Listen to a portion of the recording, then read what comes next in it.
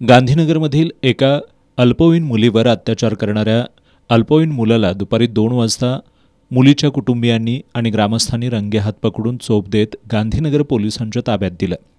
या घटनेची माहिती मिळताच सिंधी समाज बांधव मोठ्या संख्येनं पोलीस ठाण्यासमोर एकत्र आले। संशयितावरील कारवाईला दिरंगाई होत असल्याचं बघून कार्यकर्ते संतप्त झाले आणि त्यांनी पोलिसांच्या विरोधात जोरदार घोषणाबाजी सुरू केली। त्यानंतर संतप्त व्यापारी संघटनेनं आपली दुकानं बंद ठेवली। दरम्यानच्या कालावधीत संशयिताची वैद्यकीय तपासणी करून त्याला पोलीस ठाण्यात आणलं जात असताना एका त्रयस्थ व्यक्तीनं जमावावर दगड मारला।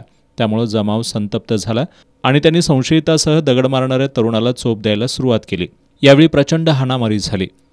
पोलीस ठाण्यात पोलीस कर्मचाऱ्यांची संख्या अपुरी असल्यानं उपस्थित पोलिसांनी लाठीचार्ज करून जमावाला पांगवण्याचा प्रयत्न केला आणि संशयितासह दगड फेकणाऱ्या तरुणाला जमावाच्या तावडीतून बाजूला केलं। यानंतरही जमाव शांत होत नव्हता।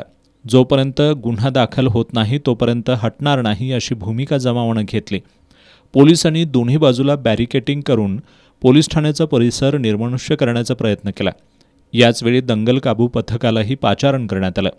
सिंधी समाजाचे नेते आणि प्रमुख पदाधिकारी तसंच सरपंच यांनी जमावाला शांत राहून घरी जाण्याचं आवाहन केलं, पण जमाव ऐकण्याच्या मनस्थितीत नव्हता।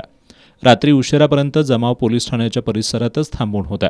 या घटनेची माहिती मिळताच अप्पर पोलीस अधीक्षक निकेश खाटमोडे पाटील, पोलीस उपअधीक्षक संकेत गोसावी, सहाय्यक पोलीस निरीक्षक पंकज गिरी यांनी घटनास्थळी भेट दिली। सहाय्यक पोलीस निरीक्षक अर्जुन घोडे पाटील हे या प्रकरणी अधिक तपास करत आहेत।